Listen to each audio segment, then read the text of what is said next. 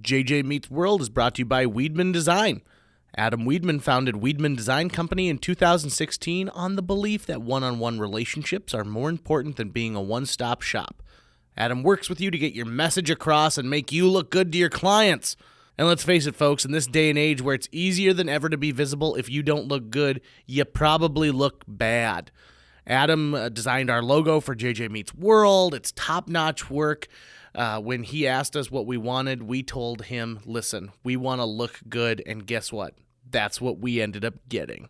For more information, you can check out weedmandesign.co. That's Weedman, Wiedman, design.co. 1, 2, 3, 4.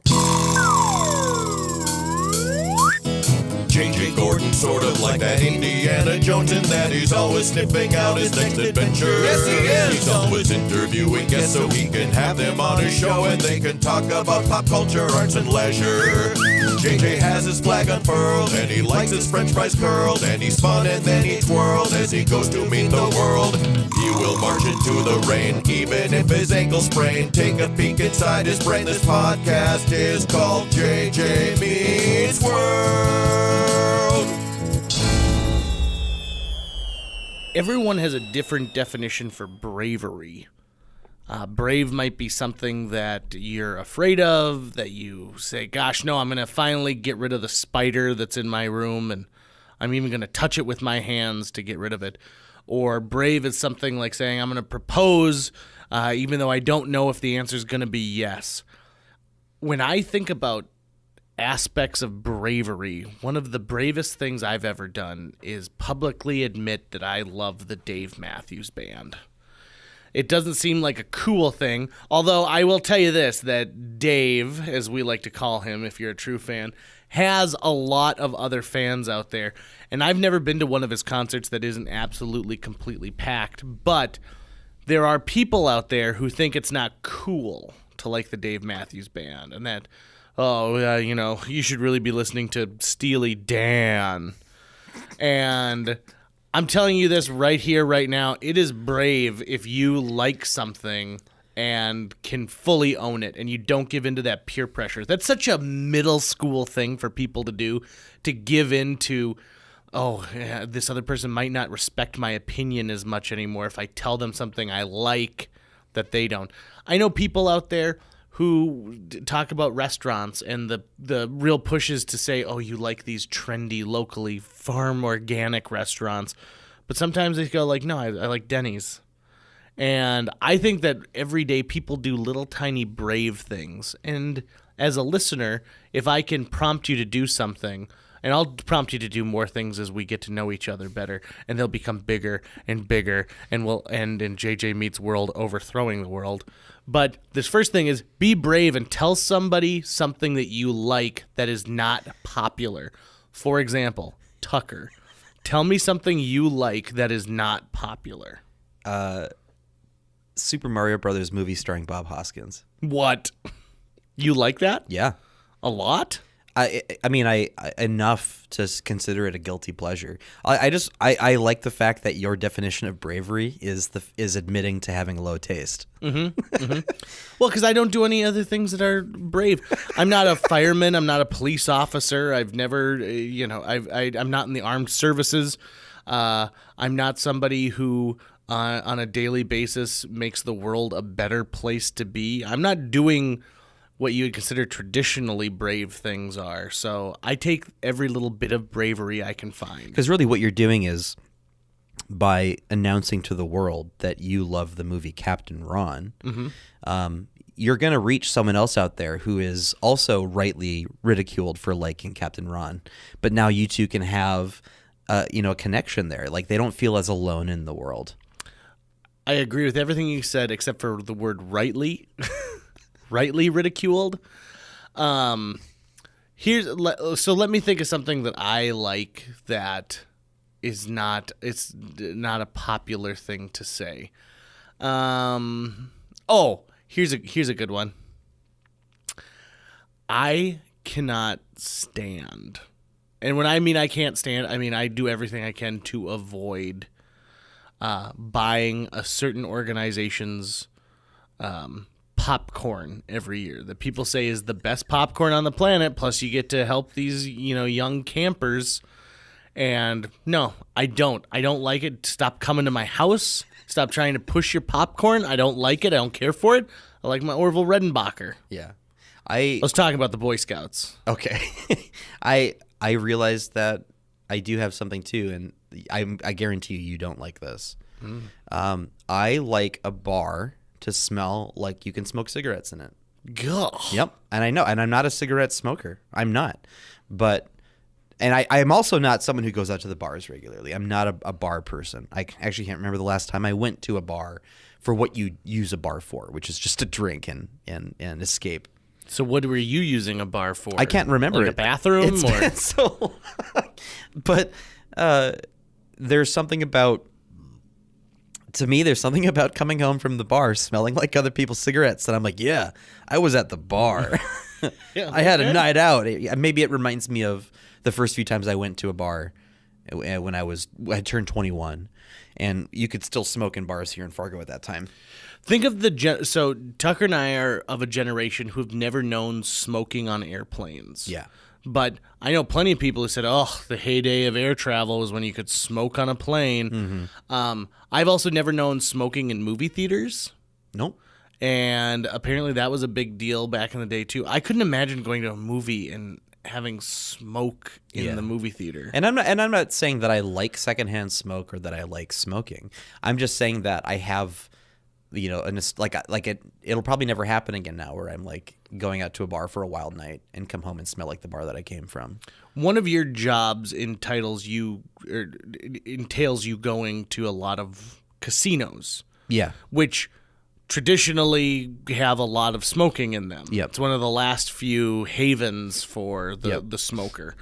And are there any other places where smoking is still regular, where they accept it? Even in casinos, it's not the same as it probably once was. Really? So you'll probably, in most casinos that I worked at, you'll never see smoking in a bar or in a restaurant or on most of the casino floor. The casinos that do still have smoking usually just say this area is where smoking happens, or they'll designate a non-smoking area for like where your kids are going. But most casinos, people when people think casino, they think of Las Vegas.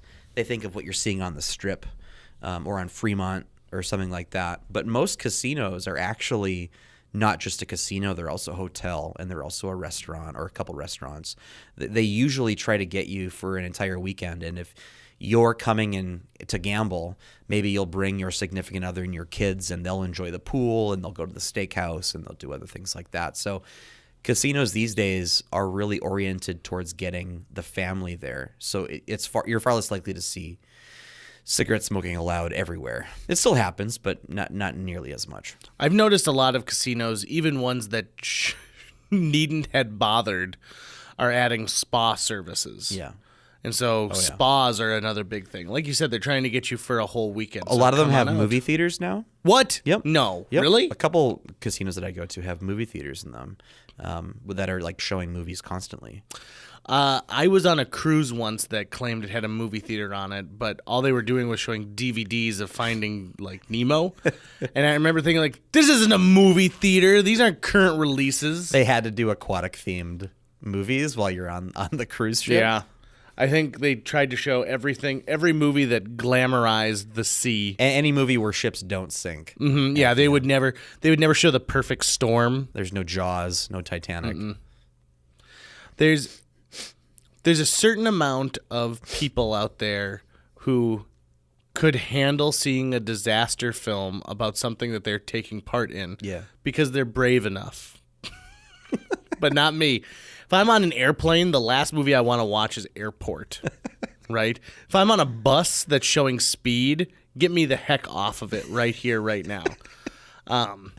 Kyle, even if I'm in a hotel and I see a movie where someone breaks into a hotel or takes hostages in a hotel, I don't want to watch that. I don't want to think of like the next knock not being my shoe shine service. There's only one place that I've watched a movie in that wasn't a movie theater that felt like it was right, and it was a barn. You watched a barn movie in a barn? Not a barn movie in a barn, but a movie in a barn. Oh, I see what you're saying. Like actually watching a movie in a place that's not designed for movie watching. And that kind of ties into our guest today because it was their barn that I watched it in. I don't know what you're talking about. So today on the podcast I know, I'm just lying to you. Of course, we've got Mike Scholtz and Valerie Coit, and they run the Free Range Film Festival, which you can go to. It's freerangefilm.org is the website. And so you could be checking that out while you listen to this podcast as well. These are two guests I was very excited to have on the show because I've been really amazed at some of the content that Mike Scholtz has put out. And, Valerie is one of the most interesting, wonderfully strange people I've ever met in my entire life. A short description of them is he is a filmmaker and she is a person who completes puzzles. Competitively. Competitive puzzler. So I think you're gonna find some interesting stuff in here. I think you're also going to build your list of movies you need to see. So make sure to have a piece of paper and a pen or pencil or a finger that has a small blood hole in it, so that Your you lipstick. can write these down. Write lips. You could write on a mirror. Yeah. You're gonna want to write a bunch of stuff down because we cover a lot of ground on this. Trace one. it with your finger in the carpet. For what? To write it. To write? Yeah. Oh, I thought you were talking about like putting it around a body. I'm thinking of more ways to write. No, have you ever had someone who's got tall carpet and you run your hand through it one way and it's sort of one shade and you run it through the other? I'm allergic to carpet, so I try and go in buildings that don't have a lot of carpet. I wish I'd known that before I'd covered our entire studio in shag. I know. Look at these hives. Yeah, I'm sorry, buddy. Yeah. So Well, I'm not a complainer. I'm very brave. we were lucky enough to get Mike and Val in here too. They're not from Fargo. They actually live in Duluth, but they were in town for the Fargo Film Festival because Mike's new documentary Kinder Chomper played there, which is a documentary about a guy from Duluth who has just sort of like a regular life, but then he has a second persona from Japan as a professional wrestler who likes to eat babies. Mm-hmm. It is weird.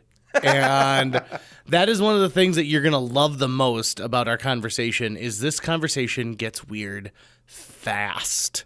This is why we are on the internet and we're not on traditional broadcast, because traditional broadcast would have written off this concept for a show immediately. But instead, we are doubling down on the internet. And that's why we like you, listener. You are the people who make this happen. Hopefully, if you run a carpool and it's your turn to drive in that carpool, would you please force people to listen to JJ Meets World?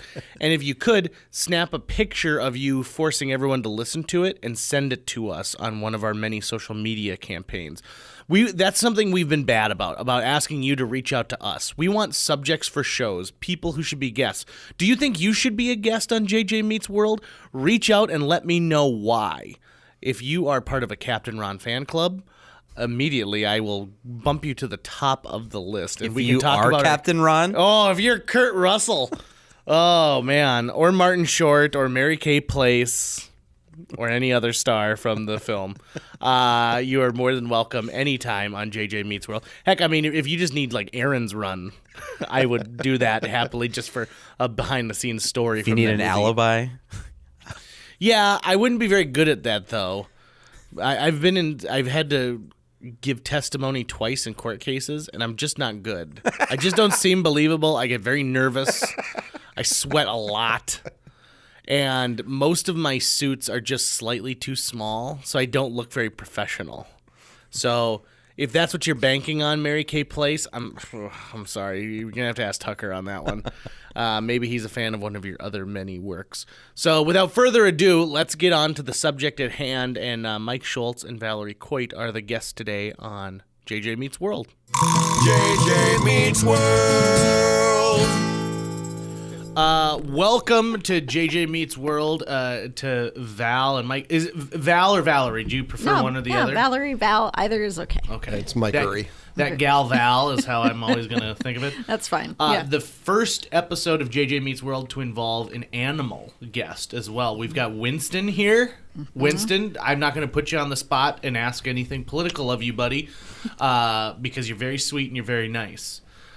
So, Mike and Val, let's start with this. Tell me a little bit about yourselves. You go ahead. You've got the dog on your lap. How Okay, polite. well, yes, I'm holding a long-haired Chihuahua right at this moment. Yeah, I don't know. What do I want to say about myself? I work in communications for the University of Minnesota Duluth, but more interestingly, I work on documentary films with Mike here, and I am a competitive jigsaw puzzler. And so I'm very tapped into jigsaw puzzling culture, if you have any questions about that. So tell me something about jigsaw puzzles that a novice like myself might not know. Well, the competitions a lot of people don't know about. I actually am currently the reigning champion. My fellow teammates and I won the St. Paul Winter Carnival Contest, which is the largest in the country. What? Yep, and we finished our puzzle in, I think, I can't remember the time. I think we finished a 500-piece puzzle in like 36 minutes or something like that, 35 minutes. When I open a box, I dump the pieces out, and then I take the picture part of the box and I shove the other part in, making an L shape so Yes, that I can that's- see the picture. Is that pretty standard That in is competition? No, that's a good technique. you Like are a lot of people don't 90 even do that. 90% of the way to being a professional. And then I look for edge pieces. Yep, that's Yep. a popular strategy. Okay. You were nailing we call this. that Am a I? strategy. Okay, But is it? it's not always a good strategy. It depends on the puzzle. I also get Mm-hmm. I'm a nervous guy sometimes, and so sometimes I'll be working with several pieces and I don't realize that some of them have clung to the sweat on my hand. Whoa. And so That's then a rookie mistake. Yeah, then I'll Rookie mistake. reach for something else, and then that'll be the missing piece. Is we'll find and we're like, oh, it's over by the chips. Thanks Yeah. a lot, JJ. We're lucky you didn't Yeah. eat it. That's another Yeah. rookie mistake, eating while you're puzzling. I mean, you're not puzzling while you're eating. You know, there's no time for snacking. Yeah, So- they say if you're reaching for the chips, you're not reaching for a puzzle piece. Right. So that's Yep. that's Yeah, a bad so that's a big move. no-no, Here's, JJ. here's a That's on the 10 Commandments of Yeah. puzzling. oh yeah. You're going to take some serious coaching if you're going to make a career out of Yeah, this Obadiah puzzle. Johnson in the late 1800s, when he made the first jigsaw puzzle, was like, no snacking. No and, snacking. And do you wear It is serious like business. Are you wearing like giant floofy sleeves when you're puzzling? Because that's a real Usually no-no. a cardigan, but they do have a little hang yeah, down no, there. Yeah, that's no. bad. Nope. It It's could gotta get down be- your sleeve. You could knock Yeah. it off the table and not realize. You have to have all your senses need to be alive. Yeah. You need arm exposed arms. It's so best if you could puzzle topless. Okay. There's just that- no. I don't advocate. For No, yeah, but it would be best because you'd have no, don't no think the that's pieces true. wouldn't get caught in any clothing. yeah. This just took an ugly turn. Let's And- talk about what Mike I know the last time I seriously tried to make a puzzle was the Batman Returns movie poster puzzle, which I gave up on because it's all 90% black. black. Yeah, Yeah. yeah. So Yeah. I'm, No, I'm that's- I ran that into that was- with Twilight puzzles.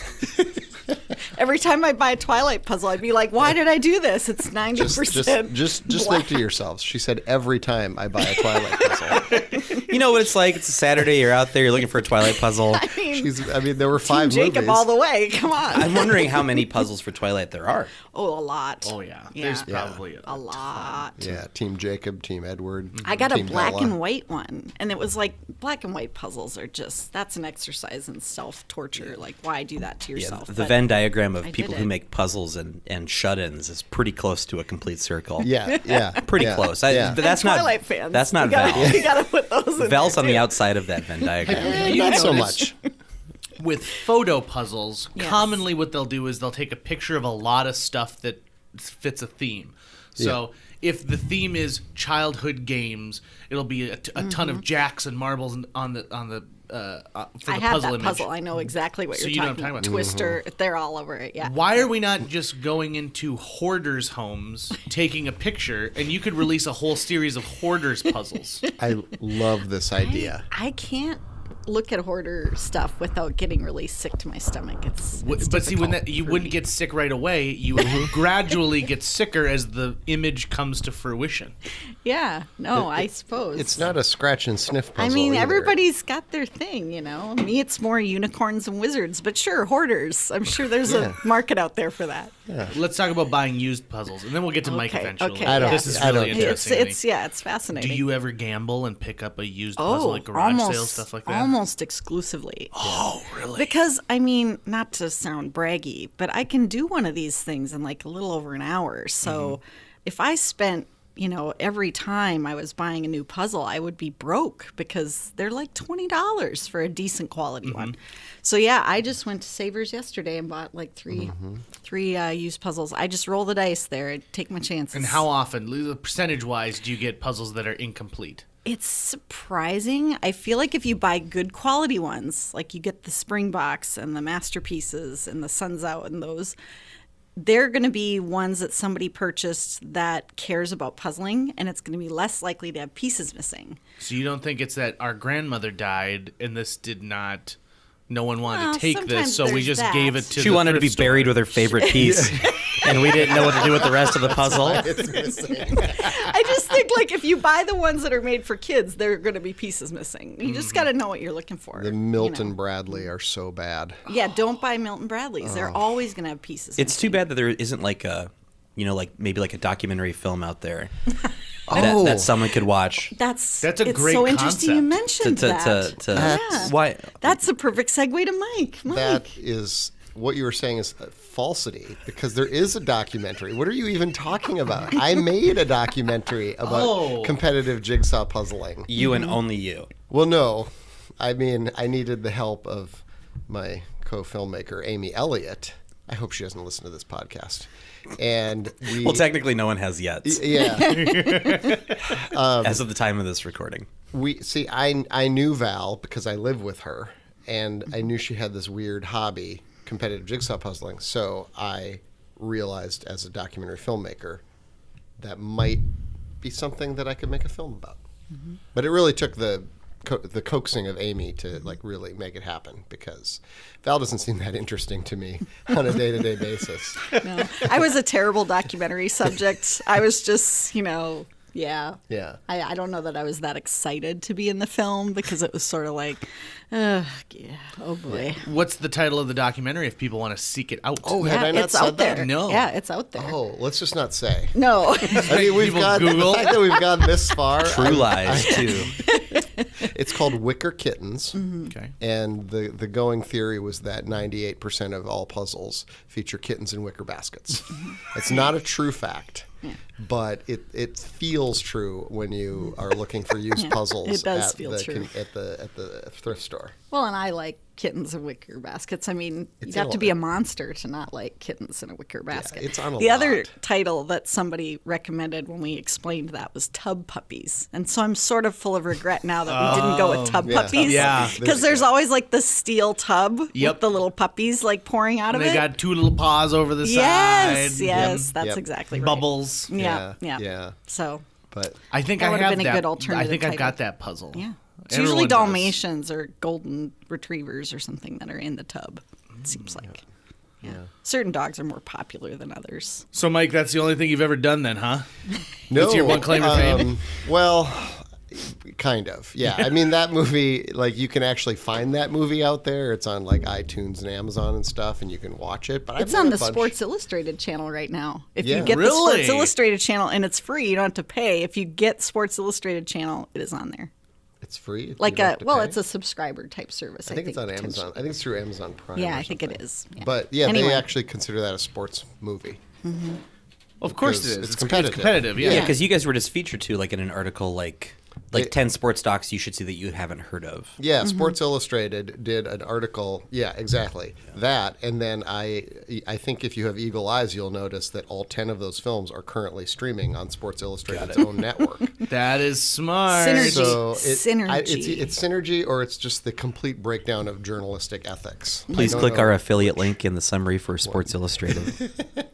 Is this a Sports Illustrated affiliated podcast? I'm just covering my That would bases just be- in case It we is. get there. Technically, it is that now. would be handy. I mean, affiliated officially by their lawyers? No. I mean, you guys are Affiliated by mention? tangentially affiliated with Sports Illustrated. We are. Yeah, tangentially. I was featured Makes in perfect Field and sense. Stream magazine. What? You were not. Yeah. As which? Field or I stream? was stream. I was in the Doritos had that contest to Oh, make yeah. a commercial. Oh, yeah, right? yeah. And so I was in one that was produced by a friend of ours named Jason Jacobson. That was- yeah. about catfish noodling, where a guy's noodling, but he's eating Doritos, and he pulls up a beautiful mermaid. I'm the guy who pulls up the beautiful mermaid. So Field and Stream wrote an article about it, about how noodling is now in the lexicon. zeitgeist. Yeah. Everyone is talking about it. Yeah. It's just noodle mania right now. It is I know. noodle You mania. can't walk down the street Yeah. without getting noodled. And what's amazing is it didn't Especially even in make it to Fargo. the final round. It just was a fan favorite that, for whatever reason, I think Doritos had a hand in keeping that thing on the down low, because we had two men kissing in it. You know, I'm not going to ruin the whole commercial, but if you wonder how we got from a mermaid to two men kissing, you got to see it. Yeah. But so we're cut from the same cloth, is what I'm trying to say here. Yeah, no, so we we can are let our all- guard down because we're Yeah. celebrities. Yeah. Oh, good. And we can really I had my appreciate guard each up. other. I wasn't even sure if I wanted to tell you the title of my movie for a full good. 38 minutes. There you go. I mean, you guys are reading Gwyneth Paltrow's latest magazine, right? No. Picking up what she has. Not Yeah. at all. Newsletter? Yeah. No. Yeah, of course. Yeah, $95 plates. Yeah. No. Was that a homework requirement before we got Did I miss the No. segue? How are we talking? I really don't know what happened. Goop. Because I want to get sponsored by Goop. Our dream here is to have Gwyneth as a guest. Ms. Paltrow. Really? Yeah. But Okay. not as a full guest. I just want her to come with somebody else, and occasionally we'll mention it, and you can hear from the background being like, "Oh, was it true?" So maybe that'll happen one day. Yeah. I have lots of questions for Gwyneth Paltrow. Oh, can you think of one off the top of your head? yeah. I mean, famously, they had an article in Goop about the vaginal steam clean process, which is fascinating. I'm like, wait a second. I don't have anybody locally who's doing this. Why is that? Like, Marcia, where do you get your vagina steamed? My vagina steamer he's left for vacation and I don't know feel where to like go. there's something wrong with me that I've never had this done. I don't know. I feel like Walmart does that. Am I maybe wrong? Walmart has a It's more of a dip. vaginal It's like a steam. bath dip. It's like a salt dip, you know? I do feel Like a like it's a potato chip retro dip? thing. Yeah, because I went to the spa in Hot Springs, Arkansas, which is a famous spa town Yeah. because they've been doing spa stuff there since like the 1800s. And you can go to these old-timey spas where they stick you in the cabinet with your head sticking out. Yeah. And like that stuff. So I've done all that. And they had a thing, they call it a sitz bath, where it's just like your lower extremities just getting just washed. Like, I mean, it is like a hardcore washing. And so I thought, well, this seems like kind of the same thing. Is this the same hot Maybe springs that's area where that Gwyneth got FDR it. went Yep. to, Yes. before he was Yes. president? Yep. I've Yeah. been to the spa places where he had been. Oh, very interesting. Because they'll spas. have like pictures on the wall of all the famous people with their heads sticking out of those big metal boxes because they couldn't get out. Winston, so. you remember him. You remember your buddy FDR, right? Winston? Yeah. The Winston spas Churchill? haven't changed. They haven't changed them significantly No, since they're like so 1900. crazy. Yeah. Yeah. And you literally will have like a woman just scrubbing you, and Yeah. it's an intense Have you process. guys ever seen the movie The Road to Wellville? Yes. It's one of my all-time favorite movies Yes. that people haven't really seen. Yeah, Yeah. I love that movie. And it's about John Harvey Kellogg, the inventor of cornflakes. Not the good ones we know. That was his brother who added sugar to them. But the healthy cornflakes Yeah. and his sanitarium in Battle Creek, Michigan. If you haven't seen it, the movie's hilarious. It's absolutely wonderful. But they do stuff like that, where it's Yeah. two guys with like 2x4s with a Brillo pad on the end, scrubbing you down, and you constantly are taking colonics of all Yeah. types. Yep. So it's, Yeah, it's so I good. highly recommend Hot Springs, Arkansas. For But a you still little- don't know about steam Well, vaginas. I think that, like I said, I think she's taken an old technique and somebody has modernized it somehow, is what I'm Localized it. guessing. Because I felt like that sits Focused it? bath, Yes. same thing, focused it. Yeah. They've focused They've just the process. focused all They've of made it the- more high tech, but Right. in reality, it's just like the old timey And sits so bath. it's like with Luke and Ray. And he's like, just reach out with your feelings. Yeah. It's the same thing, basically. You know, it's Yeah. funny you mentioned that because I was recently watching The Last Jedi and thinking about it looks like they are either at a music festival in the area where like Luke has been living on that little island, where they do like the pop-up like glamping type thing, Yeah. or they're at a fancy spa and that's why you're drinking the weird milk from that weird creature. By the way, which I wanted to ask, is there an official name for the creature whose Yes. teats Luke It's drinks the from? Thalosiren. Yep. The Thalos Thalo-siren. Thalo-siren. So like siren like a mermaid. Oh, yeah, the And mystical. then Thalo like a Norwegian sailor. I don't know what that means actually. Yeah. I don't know what Thalo is, Yeah. but it's Thalo-siren. Thalo-siren. My favorite part of that practical movie, effect. It's basically. an awesome part. it really came out of nowhere, that moment. It's What, great. didn't Yeah. it? The look on Luke's face when he turns around and Because it makes Wipes sense because his he's kind of trying to disgust her, right? Yeah, he's he just is, yeah. he's Luke is kind of like laying it on thick Yep. to get her to go away. Yep. And Mark Hamill it's so much fun to watch him just vamp like Yeah. that. Yeah. Yep. If that movie had been like all Luke and Ray, I probably would have given it a much higher personal rating. well, just and 'cause the I- Yoda scene is and so the Yoda fantastic. scene's awesome. Yeah. On a scale of like 1 to 10, I give that movie 5 million. I love that movie. It is Mike's favorite. I had a long conversation with someone recently about the fact that how come they can travel through space, but they haven't perfected pasteurization?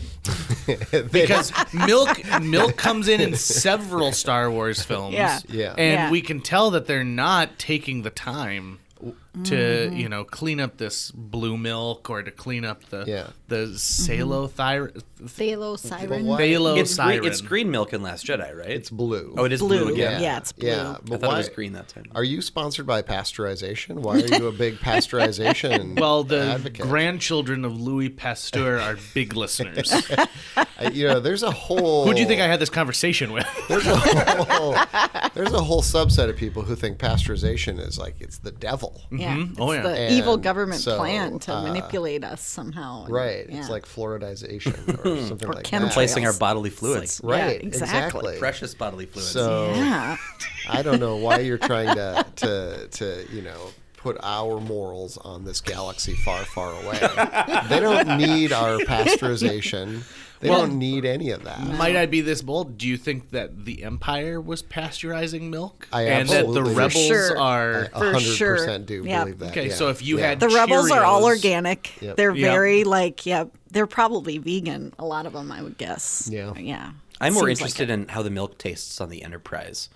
Because if they have things like synthahol in place Yeah. of regular alcohol, in their replicators, they could probably make milk that has all the benefits of pasteurization just right off the bat, or none of the drawbacks of non-pasteurized milk, I guess you could say. What are the drawbacks of non-pasteurized milk? It's I don't know. bad for you. Well, I You think don't know. You I think don't they can. know. There idea. can be bacteria in there that, if a dairy operation is not clean enough, you could have bacteria in there that makes you sick. Okay. Here's a fast fact. Val grew up on a dairy farm. I grew up on a dairy farm. Val is actually, So actually I grew an up expert on this. on the unpasteurized stuff because we just took it right out of the tank. Like, we milked I the cows. expected you to say teat. No, the cats did that, but I never. Well, and I mean, we would do it to gross each other out. But Like, would you squirt? Can you? Okay, Yeah. when you're milking a cow, can you squirt someone with it? Like, Oh, is it totally. possible to like? Oh, yeah, be like, it's hey, got Tucker, a strong- and get them right in yeah. the face. You know, I when never- you watch it on TV and you can hear the whoosh, whoosh, whoosh, like it's strong. It comes out of there really This strong. is great. We actually brought a cow with us here today. Oh, Let me go thank get God. it. It's out in the car. Yeah, and yeah, you can. I mean, we would spray it quite a ways into cats' mouths. Like they would just all kind of follow in a pack, and they'd just be sitting there waiting, and we'd squirt it into their mouths, and like we'd do that to each other, kind of squirt each other with it. Did your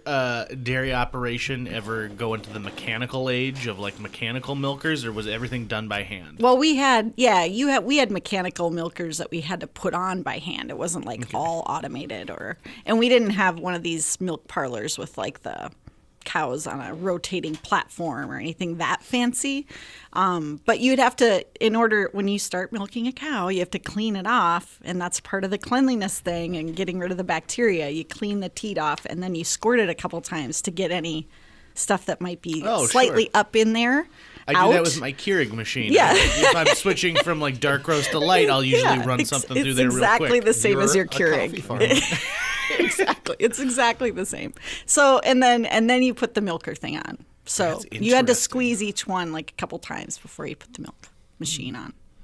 And So I've tried milking a cow twice in my life, and I can never get it right because it's sort of a pinch and pull method. It is. And I could just never really get that to where. And I see both of you looking at me because I'm doing the motion. Yeah. And the look You're doing is the not motion great, really well. right? It looks like you're doing it. Because doing the motion well. And partially is I always wanted like a rhythm to start, right? Like you know, like the beginning of Folsom Prison Blues. I wanted that like boom, boom, boom. So you're like Doctor Strange going into surgery, and he's like, play Beyonce. So he's got like a beat to go to. Yeah.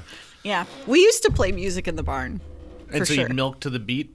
Yeah, kind of. I mean, What's the I don't know. what's the Good best milking milking? songs. Yeah, I don't want the milk to sour. this was when I was a kid, so it was like in the 80s. And so usually it was just the radio station. We would just play the like Y94 or something like that. Would certain And we songs would make it come out frothier because you're Well, milking I did harder? have a brother who was super into Rush, and so whenever he was helping, we had to listen to Rush.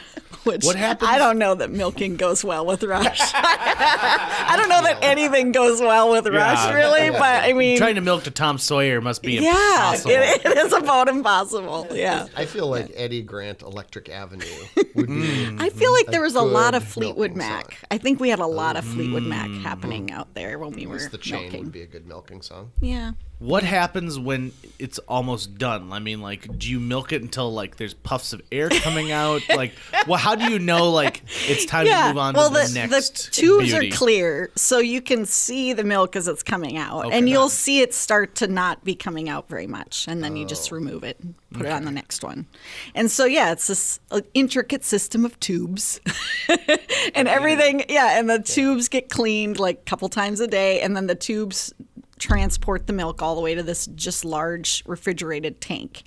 And so when I was growing up, we would just open this little valve on the tank and get our milk out of there. So it was unpasteurized at that point. And then the Land O'Lakes dude would come with the big truck and empty the tank every couple times a week.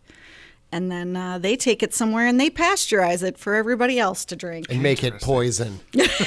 I'm Put a having bunch of chemicals in it. I'm having a Kingpin flashback. Like Yeah, Kingpin. The movie I'm Kingpin. pulling, I'm tugging and pulling, nothing, not a drop. And then finally I got it going. We don't have a cow. We have A bowl. I'm going to go brush my teeth. Go, Woody Harrelson. He went from that to being nominated for an Academy Award. Yeah, deservedly so. So, Mike, we've barely touched on anything about you. So Yeah, I sorry. want to make sure that we My give life you is some. so much more interesting. It is. Sorry. I don't even know why we invited him. Yeah, I don't know why He's really here, here to take care of really. the dog while we talk to Val. I am. I see. I make documentary films. Yes, So and you've that- made several incredibly popular documentary films. Right. But that doesn't give me a lot to talk about in my life because I'm constantly following other people around, far more interesting people than me. But I made a documentary about a guy who did a snowmobile expedition in the 70s, and then he became a big criminal. Called Wild Bill's Run, right? Yeah. Thank you. You guys are really good good at he's mentioning the title, titles yeah. of the movies that I made. I own that. I Really? downloaded it. I show it at least once a year to people who've never heard about it because I think it's phenomenal. Oh, that's nice. It's thank you. That's Yeah, thanks. that's kind. I don't know what to say. I mean, it's So you're it's gonna a lot sponsor of, our podcast for fun. some reason. Yeah, this will be sponsored by Wild Bill's Run. Yep. Yeah, the rates are pretty low right now. So. The money making machine that is Wild Bill's Run. Available right now on Fandor, by the way. Oh, Does anyone here that's how have- you know you've made it. Yeah, does anyone here have Fandor? No? No? Okay, great. That's what I'm finding a lot. So They're that like was reviews from like Angel Fire users. Yeah.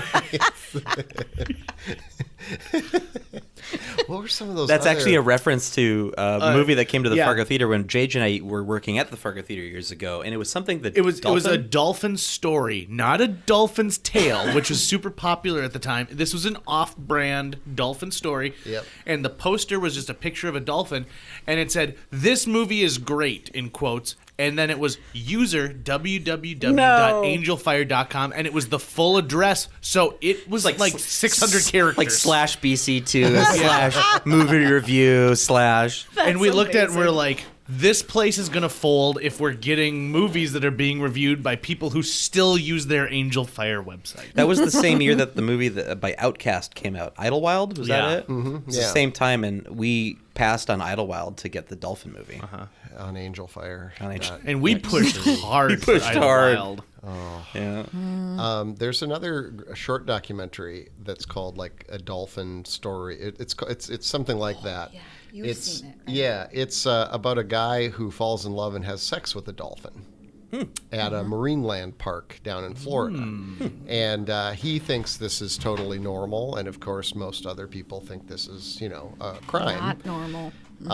When The Shape of Water won the Oscar, someone tracked this guy down again and did an interview with him. It's like, hey, what did you think of The Shape of Water? Guy who's famous for having sex with a dolphin.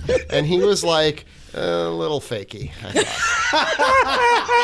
It's pretty good. There's no way that bathroom would fill up like that and not leak everywhere. Oh my God. That was Mike's first comment after he watched the movie was, I don't know about that bathroom filling up with water. I don't think that would fly. I saw that with my father-in-law, and that's he leaned over and he was like, "Do you know how much caulking you'd have to put in that bathroom?" I saw an art installation years ago that was at the Walker, where someone had built an exact replica of the inside of a McDonald's, and had caulked the whole thing, and it had all the electricity. It had like the stations, and then it was set up like people just disappeared, so they're half-eaten burgers. Yeah. And then hooked a fire hose to it and slowly filled it. And so you watched for an hour and a half as this McDonald's slowly flooded, and so things would short out as it got to counter height, and you'd see the fries and the burger like moving around in the water, like circling around. I watched it twice. I was just mesmerized by this idea, and then they drain it all. So they could just do it over and over again. Did they have to reset it up then when they drain it? They filmed it. I'm sorry. So they filmed it, and then you go into a little screening room and you watch the film of it. Right. I thought that was like a testament to if they the could keep permanence doing it over of and over. That would be McDonald's amazing. food, that you could like flood McDonald's fries like day after day and they would still stay fresh. Yeah. You know what? Let's reach out to that artist. We'll try and get them on the podcast and see how many times they had to flood it. I bet that those things looked exactly the same after being flooded with water, like the hamburger. Yep. and I mean, they the- look the same after being covered in stomach acid. Yeah, so exactly. They're gonna They- look the same You can after. digest them Essentially. fully Yeah. after water and poop them out, and they're fine. This is reminding me of slow motion television, which I know that you guys are fans of, Oh, and yes. have We have love made slow some TV. great slow Yeah. TV. Yeah. Let's talk about that a little bit. I don't think a lot of people have heard of it. Slow TV. Mike, why don't you kind of give us a background on slow TV? Well, slow TV was it was sort of accidentally invented by the Norwegian public television station. They just put a camera on a train that was going like from Oslo up to somewhere up north, and so people were just fascinated by this 12-hour-long broadcast of this train trip. So then they're like, well, you like that? Well, now we're going to just show some guy knitting for like 48 hours, or we're going to show Well, they had a knitting competition. Yeah, they had You think like a- jigsaw puzzle competitions are weird? They have knitting competitions in Norway. And they'll show the whole thing. It'll be like from sheep to sweater, and it'll take like a couple of days, and they'll just do the whole thing. And I mean, mostly it's just knitting. It's like it's like this almost sort of mesmerizing look at this focused activity. And so we live out in the middle of nowhere, and we have some friends who have an organic farm. So we just would like put a camera on their broccoli planting machine and just let that run for a couple of hours, or their carrot washing machine. And there's not a huge audience for this, but there are people who I guess they like it in the same way people watch like whisper videos or ASMR other things Meditative. like that. Yeah. It's like It's a relaxing. meditative, Yep. relaxing thing to do. It or is like really the nice. Arby's Arby's meat actually roasting. made it into they ran the brisket roasting. They or did whatever. like 13-14 hours of brisket roasting, and this was exciting because they ran it on a Duluth TV station, so we got to watch it live. We did get to see And it so we live. kept It checking was- in on it all that was day. exciting. And then I was like, what's going to happen at the end? And they opened the oven door and took it out and cut it and put it on a plate, and then it cut, and then it went to some infomercial. Our good friend Greg Carlson, who has been on this podcast before, I didn't really realize it, but he kind of was an early pioneer of of slow television. Back in the day on public access, he had a TV show called Leash Called Love. Usually it was like this format, you know, friends sitting around talking about whatever. But every once in a while, it would be like his dad vacuuming. Yeah. You know? I think it was after all of his friends moved away. And he was out of friends. And he was out of friends No to friends put on anymore. The podcast. He was like, well, my dad's renovating my house.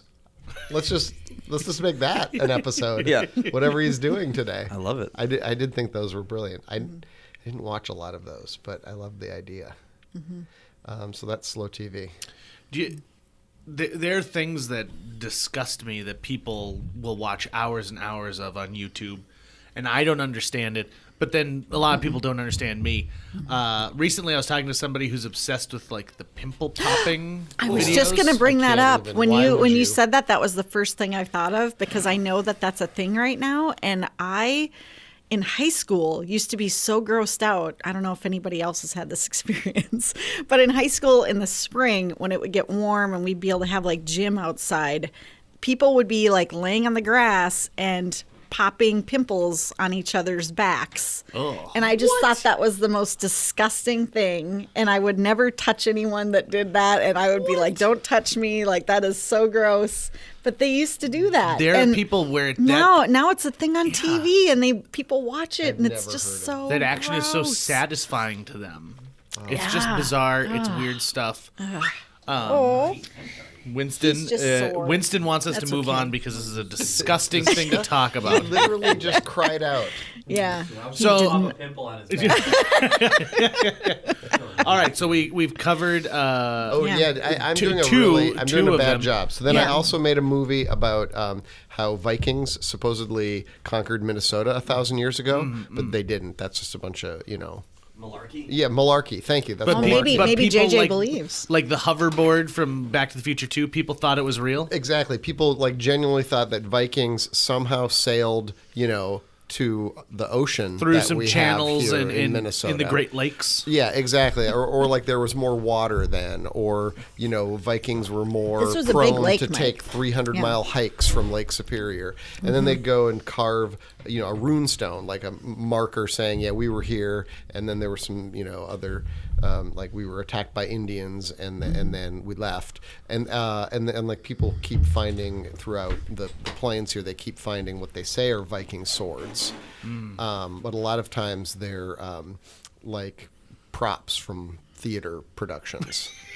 Because everyone's doing Viking-themed theater productions. They're not even really Viking swords. They're just like They're probably old- they're like swords that aren't even look like any particular right historical. Yeah, like there's this Viking sword museum in Ullin, Minnesota, and they had a sword that said it was a Viking sword for years, but like the sword was kind of two pieces with a hinge. It rattled like it was a German.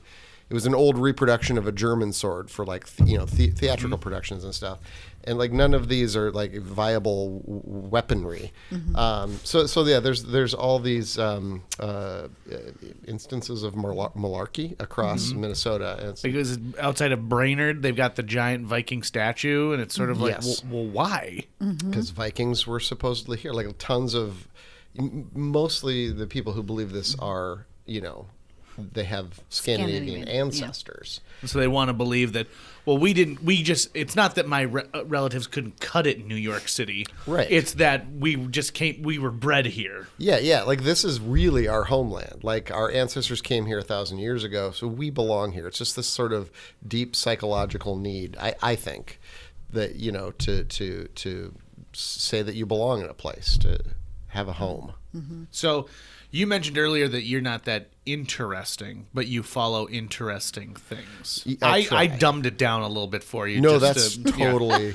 But what I'm interested in, when you see something, what do you gravitate to say this story needs to be told? More people need to know about this, because you've got a very neat eye. It's not like It's not like you did the puzzling documentary and then you did one about extreme ironing. You're not falling into the Right. same habit. Yeah, no, I have a short attention span, but then I'll become obsessed with something for 3 years. Okay. I mean, and so I'll know. I guess I like things that have a layer of surprise to them, a little bit of an onion. Like the first one we were talking about, my first documentary was Wild Bill's Run. My first feature, and that he's this guy from Minnesota who owns a bar, but he has this dream to do this epic snowmobile expedition, around the world. But then he also is the largest marijuana smuggler in Minnesota history, and then he also was actually picked up as a suspect. The FBI thought he might be D.B. Cooper. Ooh. And then if you've seen the Tom Cruise movie American Made, Yep. Bill Cooper is a character in that movie. He's one of the guys who is flying planes down to Nicaragua with him. He's the guy with Really? the surfboard. Okay. So I mean, the real Bill Cooper didn't carry a surfboard everywhere. They just added that as a weird character thing. Oh, interesting. But everything that happened to that Bill Cooper in that movie was rumored to have happened to the real Bill Cooper, the one from Minnesota. And so he had all these weird layers to him that I just really found surprising and fun to explore. So what are you at liberty to say what you're working on right now? I can say what that's a I'm good working on. segue. Weird layers. Yeah, I'm actually working on a documentary that is based in the town of Fargo, North Dakota. Oh yeah, well known for both the movie and television show of the same name. Yep, exactly. But we don't provide filming tax incentives in North Dakota, so no one's making any of that here, other than you guys. So thank you very much. Well, you're welcome. We're thinking about outsourcing a lot of it to Calgary. Okay, but, good. It looks just like us. Great tax incentives up there. But, Same accent. It's all good. Same, exactly. No, we discovered a group of people in Fargo who do a celebrity death pool. Where you kind of like a fantasy football draft. You choose in turns. You take turns choosing celebrities you think might die in the next calendar year. Okay. So like George H.W. Bush would be on there because he's like 110. And then is he lesser then because there's a lot of things pointing at his imminent demise versus someone like Tom Cruise is a long shot. It's not weighted by celebrity. Yeah, no, it's not Yeah, weighted. this one is not weighted You at all. strictly want to It's- get as many Yeah, right one- as possible. Yeah, one death equals 1 point. There Yeah. are celebrity death pools on the internet where they are weighted. So if you had picked Paul Walker, to die in a car accident, if you'd been that specific, you would have made out like a bandit. Yeah. And these guys don't put money on it. They just do it strictly for the honor and the recognition The of bragging winning. rights. Yes, the bragging rights. Yeah, they do have a little traveling urn trophy, but that is it. They don't lay money on it. Have you? Is it hard to remove yourself from the process? You're looking at them and it's like, well, why do you keep picking Betty White? Yeah, they do. What's the deal? Do you find it hard to have to separate yourself from that and not get so engrossed in it? Have you started your own celebrity death Well, pool? Val I has. did. I'm terrible at it. Yeah, she's really bad at it. So She bad. Mike and I have a picking- pool about who's going to come out as a sexual predator. Yes, That is a more interesting much pool. more Much, fun. Yeah. much more. Wait, Yeah. actually, no, Fingers much crossed less for Neil fun. deGrasse Tyson. That's what I'm thinking. See, and I'm more on the other side. I'm terrified of who might come out because if we found out like Jeff Goldblum was a harasser, I would just that would just break Mr. me. Rogers. Like that, if that Fred would just Rogers it turned would out just to be, pierce I would my heart. I would quit our pool Yeah. at that point. 'cause Yeah, that would be I too sad. can't take it. If certain people, we Yeah. found out bad things, that would really be difficult. But I get what you're saying. Neil deGrasse Tyson, meh. Yeah. Yeah. You just I always- think it's a good theory. I would put I mean, money I on like it. the guy. I like I it too. I liked Bill Cosby before I knew all that other stuff. yeah, you know? yeah. Now, Mike, Yeah. you also have another film that just played at the Fargo Film Festival, and Yeah. you also received a pretty prestigious award at that film Thank festival. you for noticing. I guess, yeah. I didn't go to the awards ceremony. Yeah, I know. That's why I'm surprised you even knew about it. I was there. You were? Oh, nice. Oh, thank you. I didn't- You were there to see Johnson's Barn. I weren't you? was. I was there to see a different documentary. I work with Eric Johnson, Yeah. so we Oh, you came to that. do? But Oh. this was a nice added value to my ticket price. So I'm currently sending a documentary out to a lot of film festivals called Kinder Chomper, And it's about this really nice artist from Duluth, Minnesota, who moonlights as a professional wrestler in Japan, and his gimmick is eating human infants. That's why the name is Kinderchomper. Interesting. There's another guy with like layers. Yeah. He's also an ophthalmology technician. Okay. And He's very mild-mannered. And he's got 2 kids and a wife, and so he's got all these weird hobbies and like layers to him. And what he always wanted to be a professional wrestler growing up as a kid because they're like superheroes. And so he went to wrestling camp and he made a tape and he sent it off to the Japanese professional wrestling associations, and they were like, "So you want to like eat babies as like your villainous?" Oh, yeah, okay, that sounds great. Yeah, let's go with that. We can market Japan. that. Yep, we can work Yeah, with that. yeah. Yeah. Japan likes weird. Japan so, is literally a post-apocalyptic society, so it makes sense that It's Blade Runner true. 2049, Basically. like today. They like things dark over So, there. how did you find this guy? Well, I live in Duluth, and we just sort of ran into each other. I met him as an artist, and then while we were chatting the first time we met, he said he lived in Japan for a while, and I said, "Oh, I lived in Japan for a while. I was an English teacher. What was your job?" And then his job was way more interesting than mine. He eats babies on stages for money. And he doesn't actually eat the babies. You guys Like know little that, dolls, right? Yeah, he's it's like the rest of dolls professional wrestling. It's all fake. Yeah, it's fake. Totally fake. He runs out into the audience and threatens to eat the children there, and they squeal with delight or cry in terror. Yeah, And they there's do 2 cry. kids out there like, no, seriously, he does because Yeah. I had a cousin and whose best friend, he ate his best friend while he was out there. Yeah, exactly. Boogers and all. Probably. And Probably. he's dead today. But I don't know if this is like a worldwide phenomenon or if, I think in Japan they're so afraid at a base level of the foreign devil coming to eat their babies. Like, I think there's something really primal to it that is That could be. interesting. Yeah. Yeah. I mean, they have So- that weird obsession with like old ladies like being terrorizing kind Yeah, of. they have the Yeah. Oni Baba. Yeah, the myth. Oni Like, Baba grandmas stuff. are all secretly ogres Yep. who may terrorize their grandchildren or little children, and children are at risk in Japan. there's a lot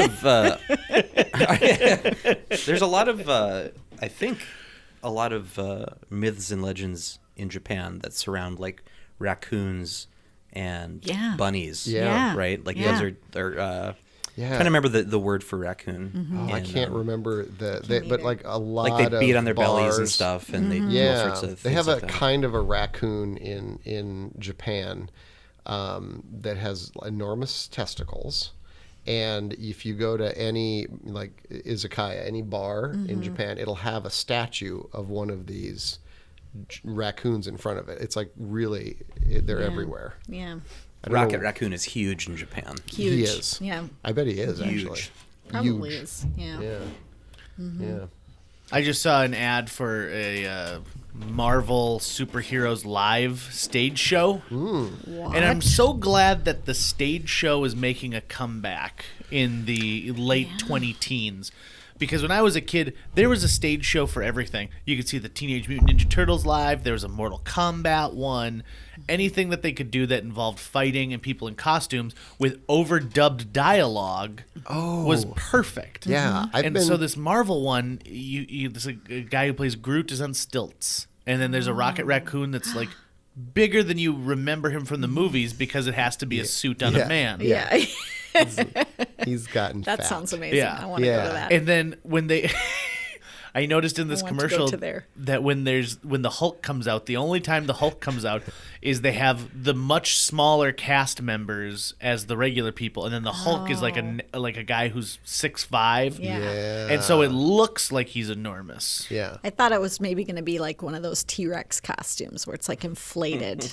That would be a good idea It for a would have Hulk been. costume. I don't know why they didn't involve the Henson Company because they could have done some Yeah. really nice costumes like the Gorgs from Fraggle Rock, Yeah. but just Yeah. make it a Hulk. Right, right. They're all owned by Disney. Do they not talk at the water cooler? Or Obviously yeah. they don't. Well, I think they're waiting for the ultimate shared universe that includes Star Wars and Oh, Marvel geez. Cinematic Oh, Universe, geez. and Fraggle Rock. Fraggle Rock, and that's I don't know about going to this. happen at some point. Once there's an Infinity Stone that can bring you to the Star Wars galaxy. You sound like Patton Oswalt on Parks and Yeah, Recreation. yeah. He was the first scholar to advance this theory, Scholar. and Do you feel like, okay, that happens, right? And that happens on an NBC Universal program. Yeah. Oh. Do you think the next day there's a meeting that takes place where it's like, guys, who leaked? Yeah. Who let Yeah. Yeah. let this be Yeah. known that this is what we were gonna do? Yeah. We got to rethink Yeah. our cinematic universe. Yeah, let's put the brakes on it a little bit so it's not exactly like Patton Oswalt said. I'm gonna do a segue here Oh, good. excellent. by announcing that I'm gonna do a segue.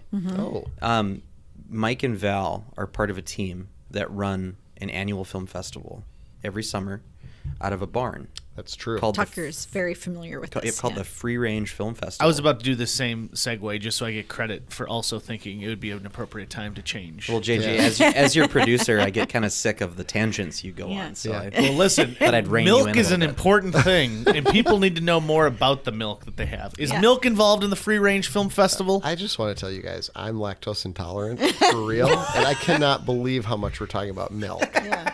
And I hate it. My I hate parents it. will be so proud. My mom will just be thrilled that we're talking about dairy farming. Good. Yeah. The Free Range Film Festival happens in a barn that's 100 years old, but it was a horse barn.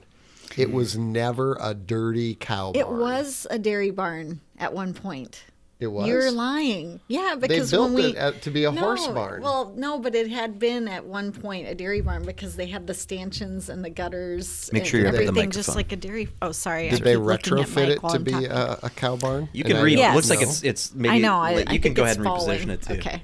I didn't want to like cause a scene. Yeah. here. These are. I And have to here's keep bending down We're, lower we're, and we're lower. about to put a new table in here after this one is Yeah, done. that's better. Here's an interesting fact. We don't cut anything out of the podcast either. that's okay. So it's not like Really? we go in and edit little things. We want people to know that the conversations are actually taking place in real time.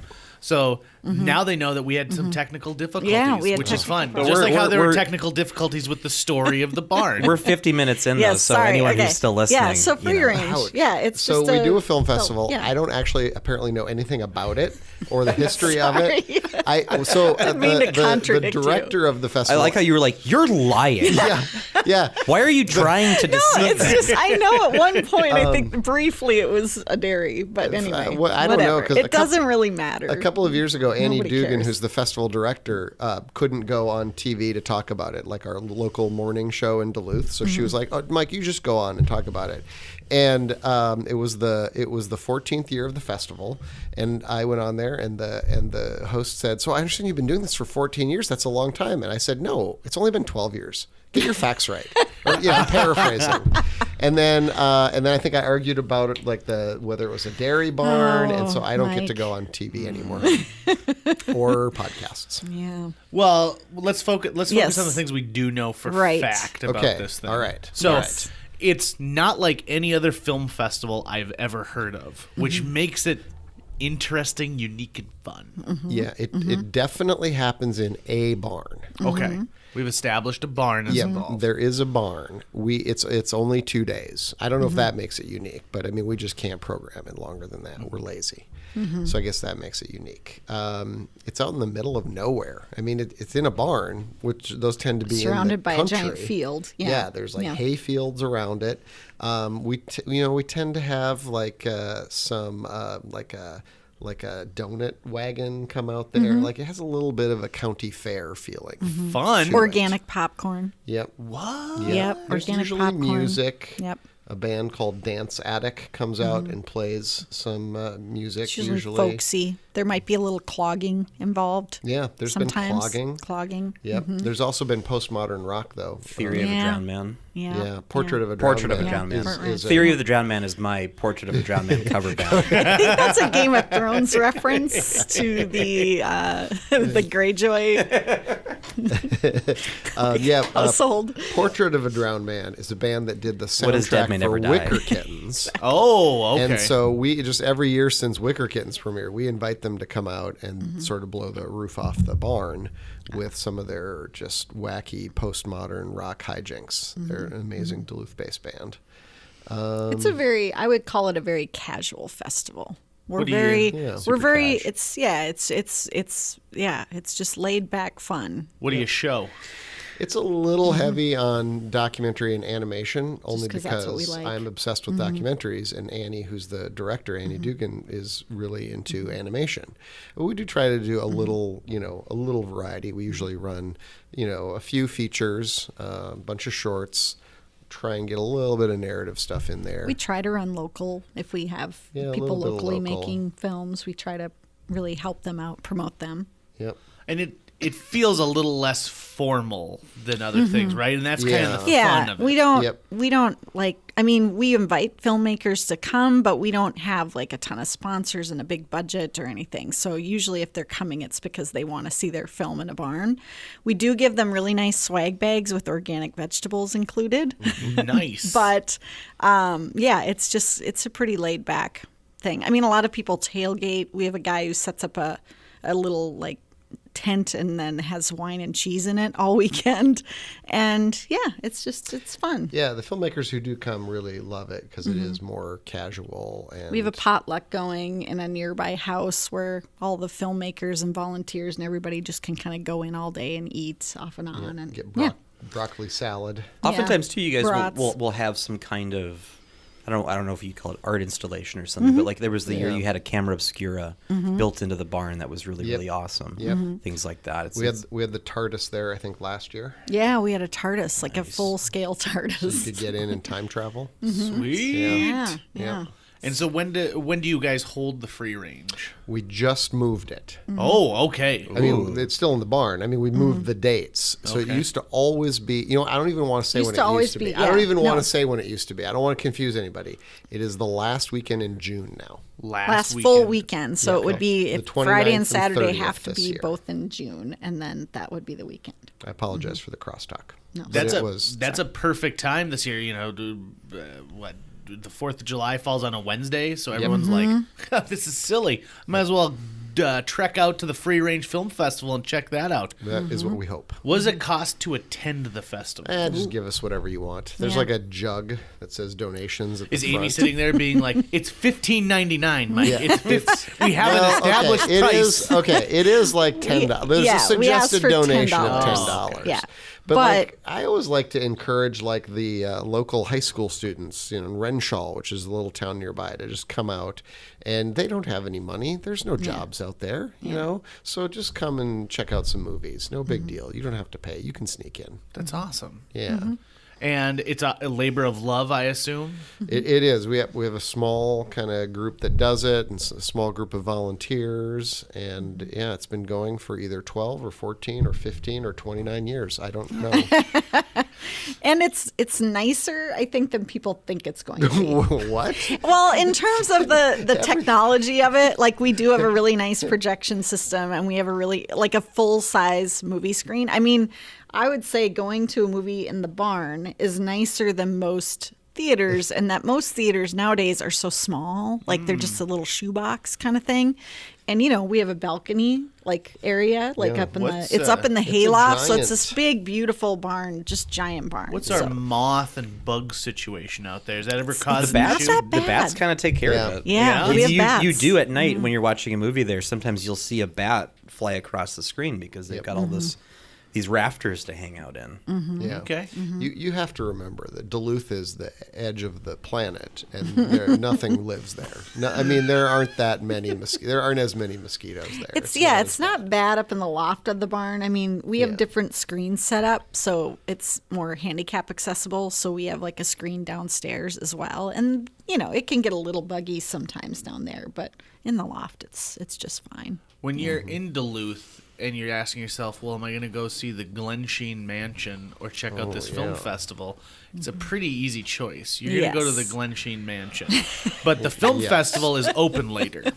Yeah, there's So- that. That's true. Yeah. You can always go see the film festival, but the Glen Sheen Mansion won't be here forever. Yeah. Wait, what? I think it's the other way around. I was going to say, if it's free range weekend, you go to free range weekend. I mean, Glen Sheen is not if going Glen Sheen anywhere. is sold out and you can't get in. Yeah. I think you want to ask yourself, at which place did a murder happen?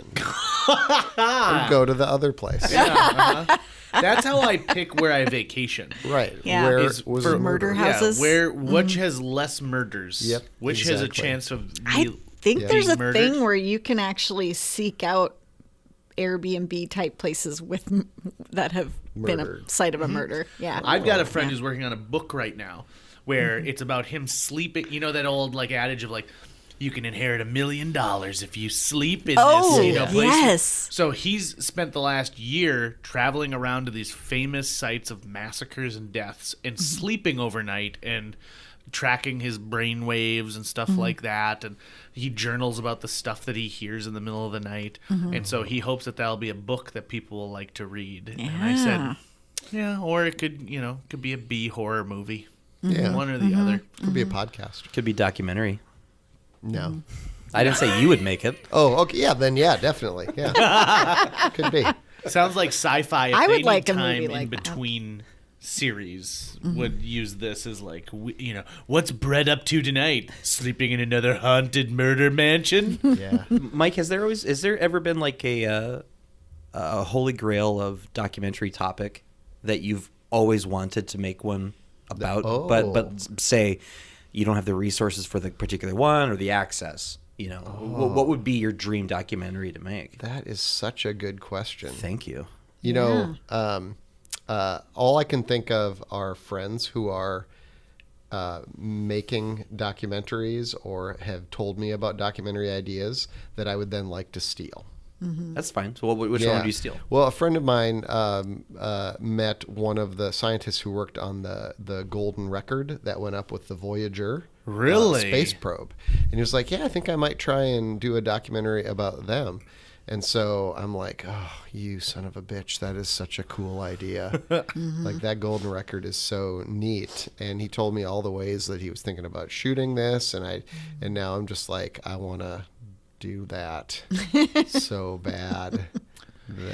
I know that you primarily work on documentaries, but can I pitch you a fictional project that I've had in my mind for a while? I was You're hoping going it was to, a so- true crime document. I want to do a true crime documentary. Ooh, those are hot right I now. love true crime, and I would love for us to find something great. I have an idea for something. I'm not going to say it because I'm worried somebody would steal it, but I have an idea, but we haven't really You have to explored it too get much. to it before the producers of the show Fargo take it and run with it, because I Yeah. think they're at the point now where they're like, They're okay, looking we for need ideas. more true crime ideas. There's Yeah. gonna be a little bit of true crime in the Rip List, the Celebrity Deadpool documentary, 'Cause because one one of of the the people- one of the Rip Listers goes out into a graveyard looking for a grave that disappeared of a murder victim, and I Mm-hmm. cannot tell you what happens. It's very exciting. It's a cool story though, where like it Yeah. was an old timey.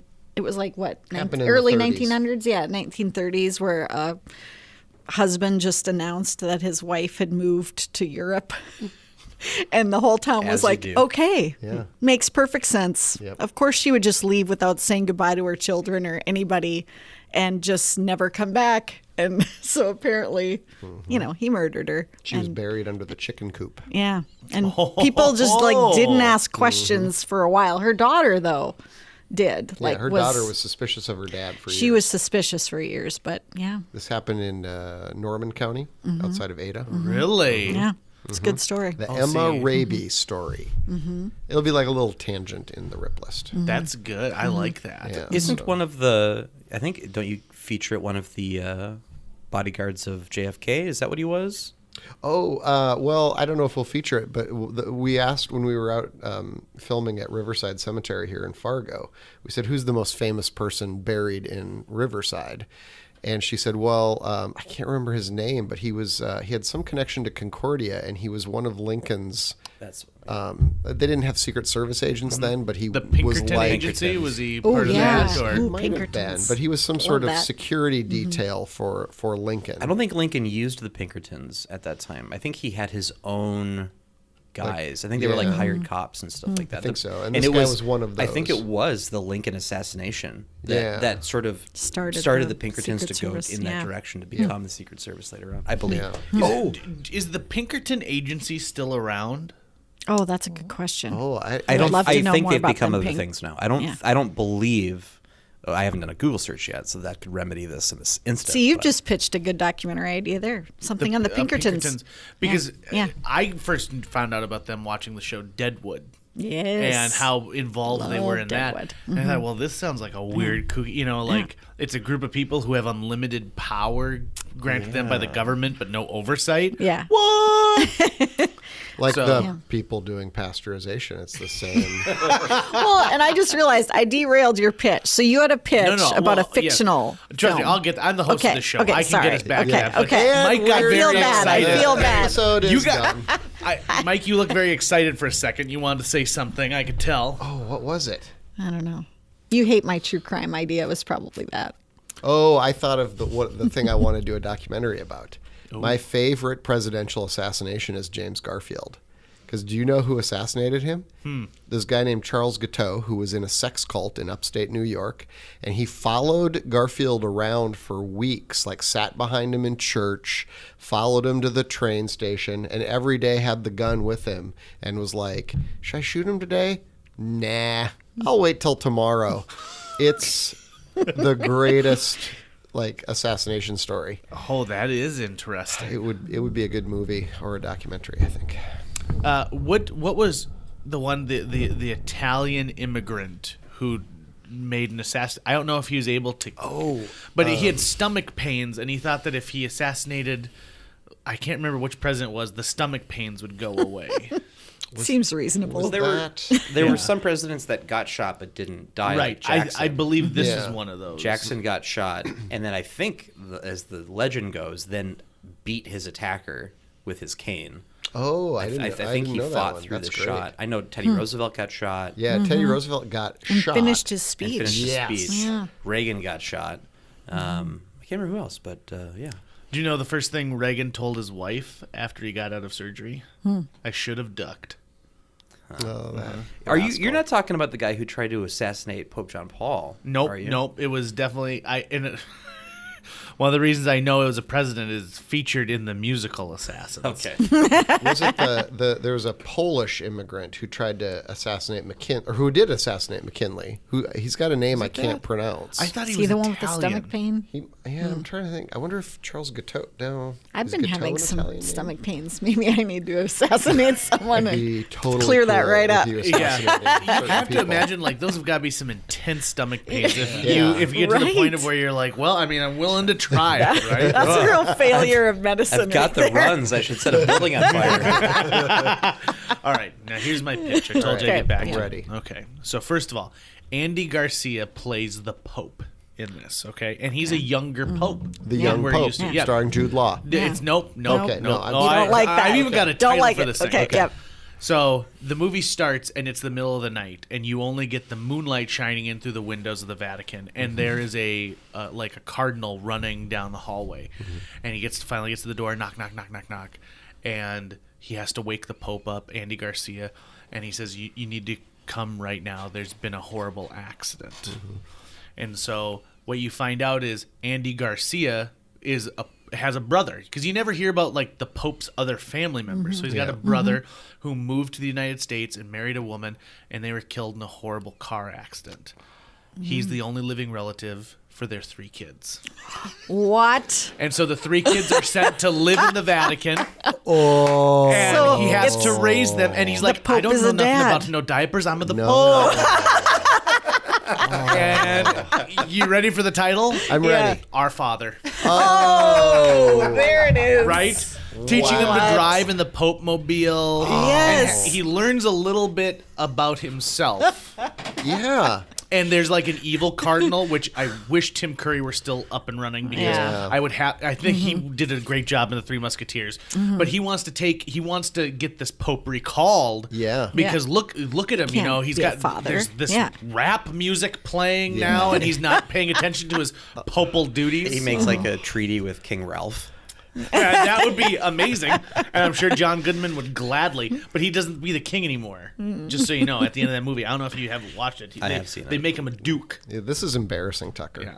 It's like you haven't even that's a memorized great King pitch. Ralph. Yeah, but Isn't that have you like- guys That is really not good. seen Game of I love Thrones? Kings come and go and come Yeah. again. No, you're right. It's the Game of Thrones. Yeah, I'm talking, I know that Ralph Fiennes is a duke, but I don't think once you've been a king and then you become a duke, I mean, can you really just not go back to king again? Well, and sadly, who was the villain in that? Was that John Hurt? I don't know. I think it was. If remember. I remember my King Ralphing. I don't know anything about King. And then Peter. Oh gosh. basically the whole royal family is killed in a freak accident during a photo shoot. Like 100 people. They're on an aluminum Yeah. riser system taking Yeah. a full family photo, and it's recently rained. So the opening credits are them like taking extension cords and pouring out water and then putting them back together. And so when they use the flash, they're all electrocuted, and they have to find an heir. And it turns out one of the like kings from many years ago had an affair with a chambermaid. Okay. And then that's where John Goodman, who's been raised in America, comes in. He's like a blue collar guy. I have to see this movie He now. plays I rock can't and believe I've not roll. seen this. Who's the? It's a famous British actor, Peter.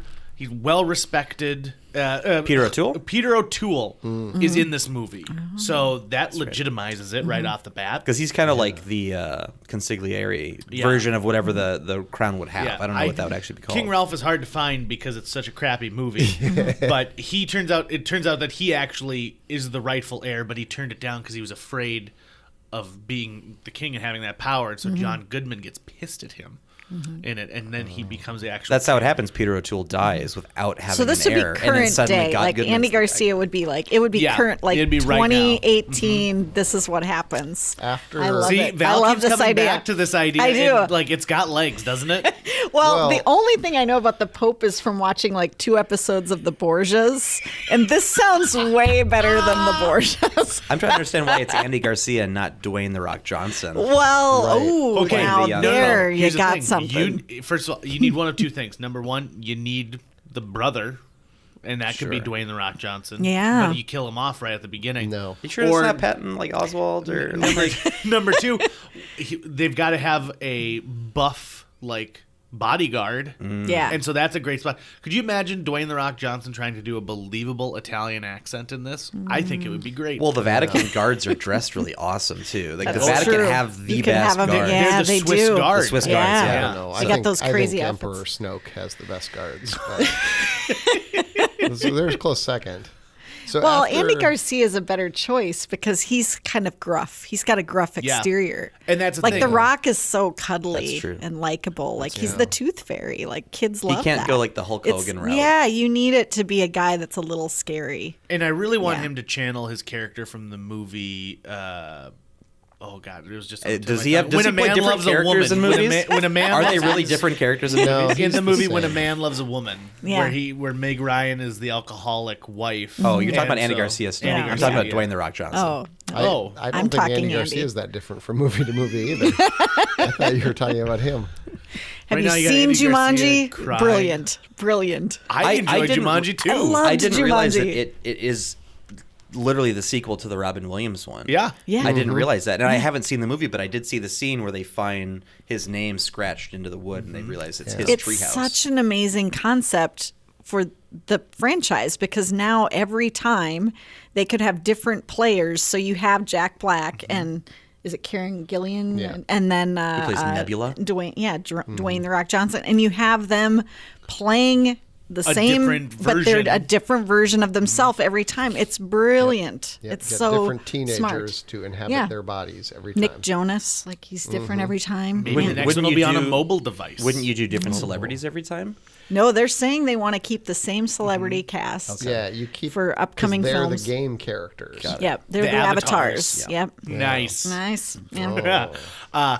I said this when I saw it, which is bold. that it is the best video game movie I've ever seen. It uses the tropes of video games in the way it's supposed to be. Jumanji's not a video game, though. It's a board game, right? Well, it's the It Did you changes. not even watch the trailer to this thing? It changes to a video game format. I'm sorry, Jumanji JJ, that I didn't do my upgrades. research on the Jumanji reboot starring Kevin Hart. Jumanji, Welcome to the Jungle. If we're gonna be, listen, folks, I'm Yeah, sorry. well, you liked Captain Ron, okay? I did. You're I such still a like Captain Philistine. Ron. What is wrong with you? That's true. I just like to put. I think the best video game movie of all time is The King of Kong: A Fistful of I would agree Quarters. with that one. Oh, Yes. yes. And rarely do Mike and I agree on movies, Yeah, but that's This true. I is agree on that one. unprecedented. But that's not what JJ's getting at. He's getting at a Thank you, film Val. that Don't defend is him. bringing you. in the tropes of video games. Yes. A narrative. And I agree with you that they use that really well. Because and, I've played a lot of Uncharted. It felt exactly it did, like that. didn't it? Yeah. It was great. Yeah. I agree that King of Kong: A Fistful of Quarters is one of my favorite movies of all time. I don't lump it in there because that's a documentary, even though it's Yeah. the first documentary I ever saw that had a clear villain Yeah. and hero in I it. love that. And it takes me hours to convince people to watch that movie. Yep. But I have convinced over 100 people to watch it, and not a single person has been disappointed or didn't Yeah. go online to seek out, well, what's happened since then. There's been a lot of drama in that world actually in the past year. It's been What's really- happened in the past What? year? What I don't is know that going I've on? kept Tell up. us. So Billy Mitchell. Yeah. Yep. and a few other guys who I don't think appear in the documentary, but are like from his generation, and are really tight with Twin Galaxies.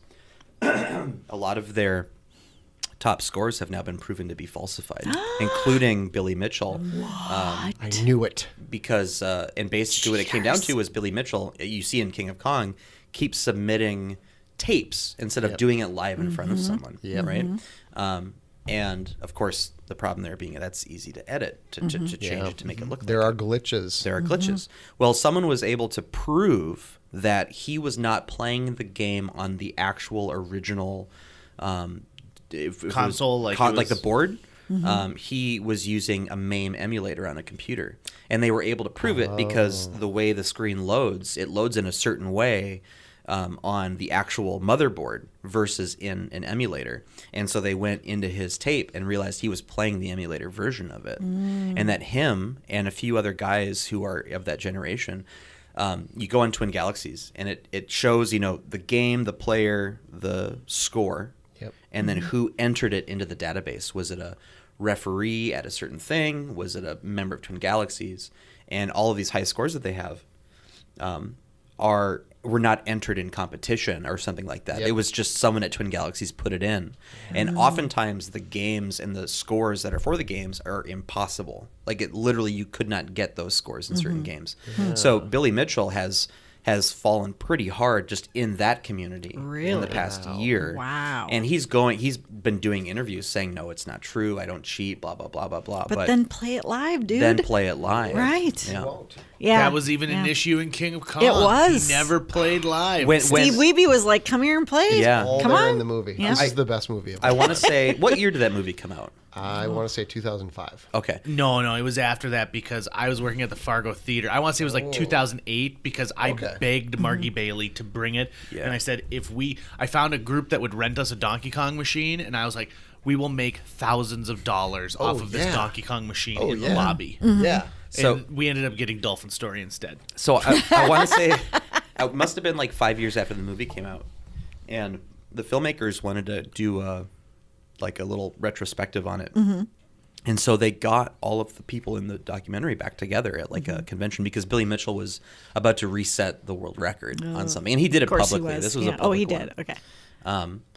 So a friend of mine who works out in Detroit ended up getting he often gets hired to go shoot stuff for like Oprah or whatever else, like little tiny things that get sent back to the main station. So he got sent to this thing to shoot some footage for them. And Mr. Awesome showed up with a plaque Oh, Mr. that he had Awesome. made awarding Billy Mitchell like biggest asshole in the universe. Yeah. And he That got is barred from the outstanding. event by Billy Mitchell He's because he always was- getting So barred. so my buddy took Yeah. a photo of him holding the plaque and sent it to me, and he got to meet every member. He said Steve Wiebe is exactly like he is in the doc. He's a nice guy. Yeah. He's calm and cool and collected. And Billy Mitchell is exactly as you see him in the doc. Wow. He's got the American flag tie. He hasn't changed his selling hairstyle. the hot sauce. The He's hairstyle is still the He same. hasn't gone bald or anything. USA is Yeah. still his initials for video game. Can I tell you? I bet he's a Trump voter. Oh, there's no way he's not. Yeah. No way he's not. He's got to be. Yeah. I just want to tell you about one career highlight that just seems appropriate please now. do. So, the documentary that's currently going around in festivals, Kinderchomper. The subject of the film, Joe Clander, somehow convinced a video game designer to make a video game tie-in of my documentary. What? So there's a Kinderchomper Atari 2600 video game that'll be for sale in probably a month or two. I don't know when. And it's going to have like the retro artwork and like the box and You've the played the instructions game. and everything. I have played the game. It's amazing. You have to eat babies and pizzas and malts and don't eat the poison babies. The poison babies are bad. They Do they come have, like like, a they sad come like face? shooting at you, and you have to they're be quick enough green- to not eat They're the green poison and babies. blinking. The poison babies are green and blinking. The babies that are good for you are like pink and succulent. And it's kind of like the video game Journey Escape. I don't know if anyone ever played Journey Escape. It's based on the band Journey. You have to escape to your tour van and avoid the groupies and the photographers and stuff. It's a lot like that. Oh, that is delightful. Yeah, it's a career highlight. And so, since we were talking about video games, I had to just No, that squeeze makes in that's a there. perfect segue. Yeah. Do you ever think we are living in a golden age right now We where are. you can create something Yes. like that? I do think so. For as far as video games go, I mean, I was one of the generation who we played on cartridges, Sega's, Nintendo, Yeah. and to me, that's still my favorite kind of gaming. I like modern day video games, but I continue to go back to the old ones. Yep. And I want to say in 2009, a group of people made a new game for the Sega Genesis. Oh, Like you can it when that still happens. so there's That's whole amazing. communities out Yeah. there Yep. who have reverse engineered all these machines and how they work, and will now develop new games. Yeah, there's and that you new- could get flashed onto a cartridge and play just like you Yep, would. Yeah. that's what's happening. I mean, this guy's just manufacturing them himself. I mean, Atari didn't like reopen the factory or anything. I just wanted to be clear. It's just a guy Yeah. in a This garage. didn't get him Yeah. No. to start the machines again. No. It's literally a guy in a garage in Australia. So is he going to bury a bunch of Kinderchomper in the desert?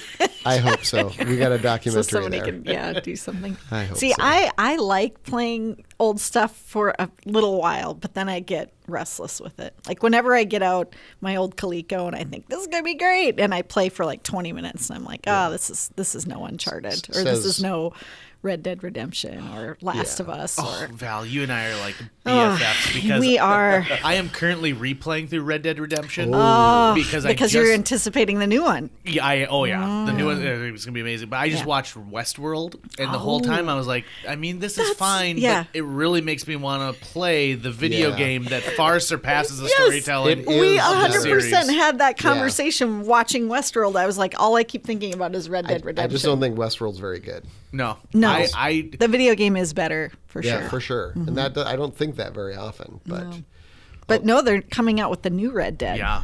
And I am just there. I cannot Yeah. wait. and until it's it kind comes of out. influenced by the Magnificent Seven because you're part of the gang this time.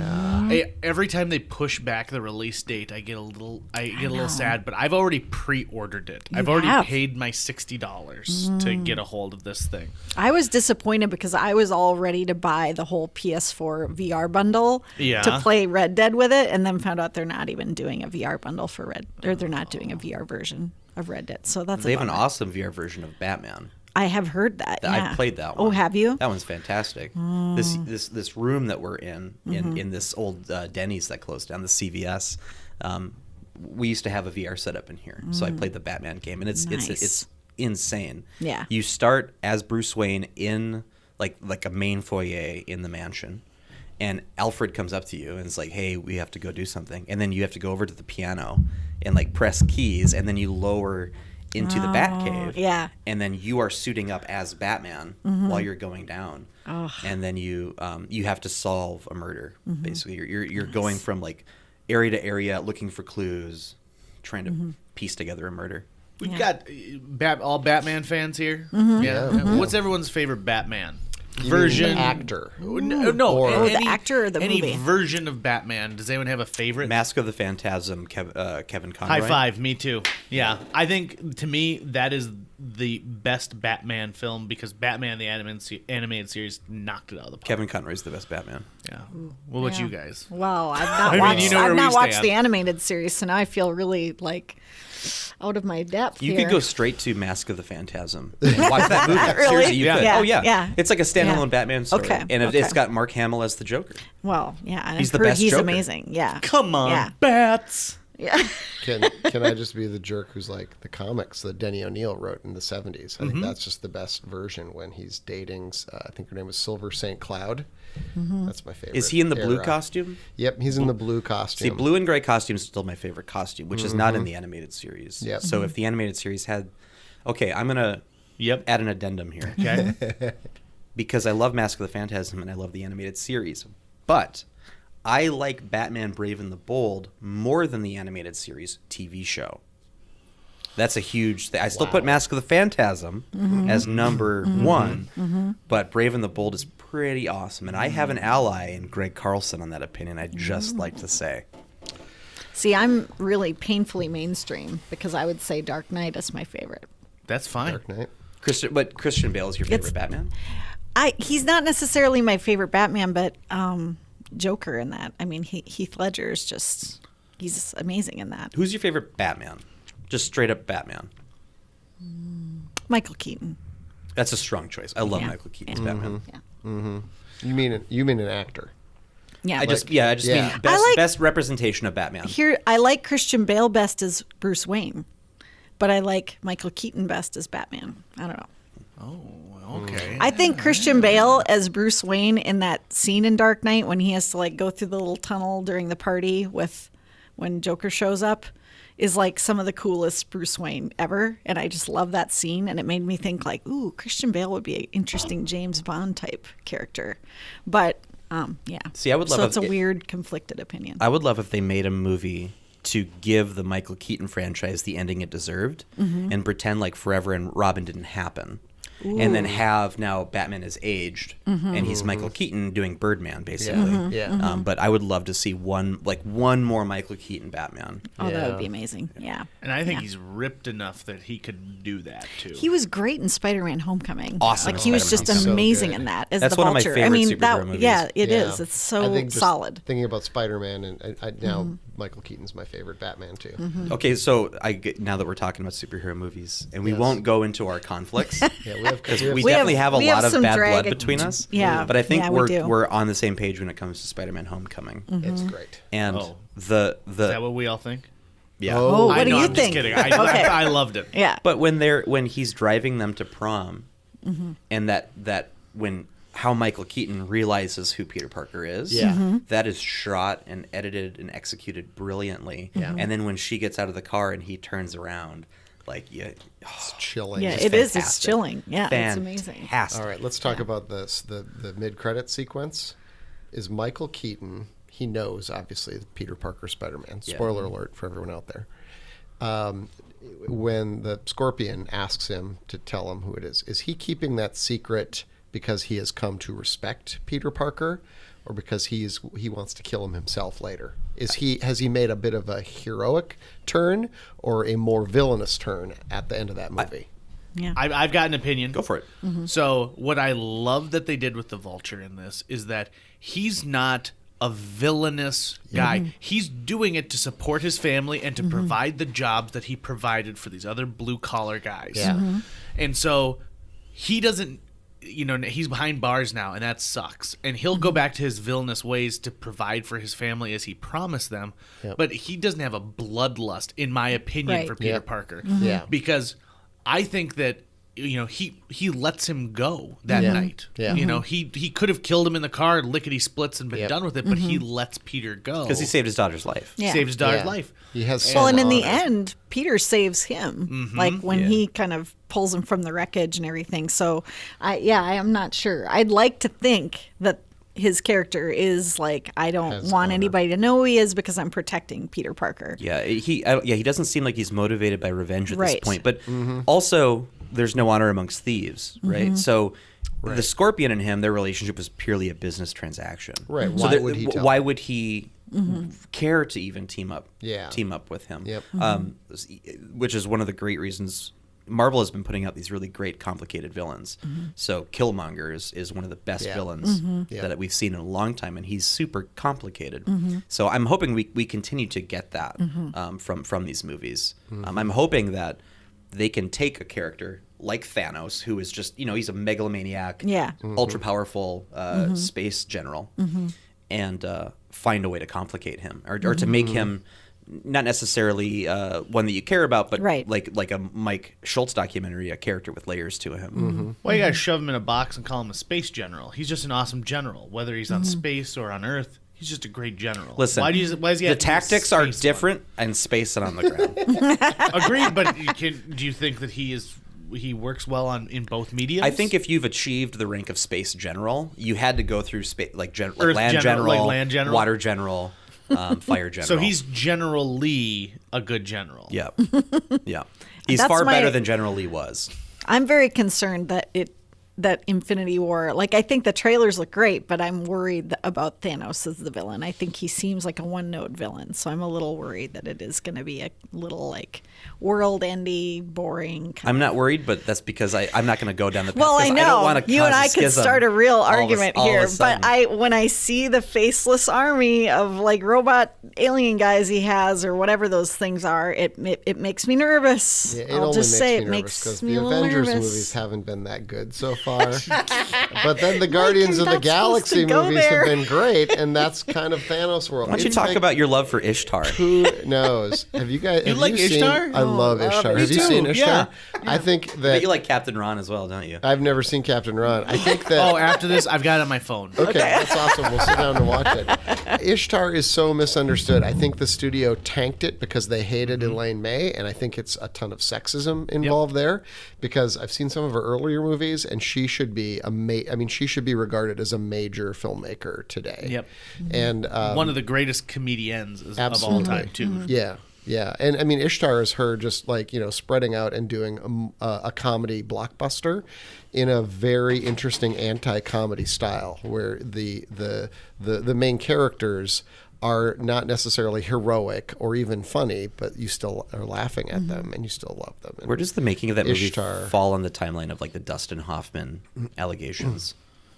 Ooh. Like would that have been Interesting. would that have I been like think there around the time were- that those were happening? Yeah, I imagine yeah. it was made in They were- '86 probably, and I think that I've was actually heard there was stuff like rumors from the set From Ishtar? Yeah. that there were issues. Dustin Hoffman was the creative director at FMCT for That's right. for like a summer or less than a year Yeah. or something like that. Yeah. Well before he was Dustin Hoffman. Have Yeah, there been just before The local Graduate. rumors I don't think so. swirling around? I No. don't think so. Yeah. I don't know. There's a documentary for you. Seeking Out. We're Call never it, interested in what's in the zeitgeist. We I go haven't for been the able gotta to get quirky bring outside of it. myself. Yeah, I haven't been yeah. able to bring myself to watch the confrontation between him and John Oliver. it's I watched it. It makes difficult it's to watch. difficult. But It's tough to watch, but I'm glad someone did it. No, Yeah, me me too. too. I'm glad Yeah. Oliver did yeah, that. Yeah. for sure. yeah. Yeah.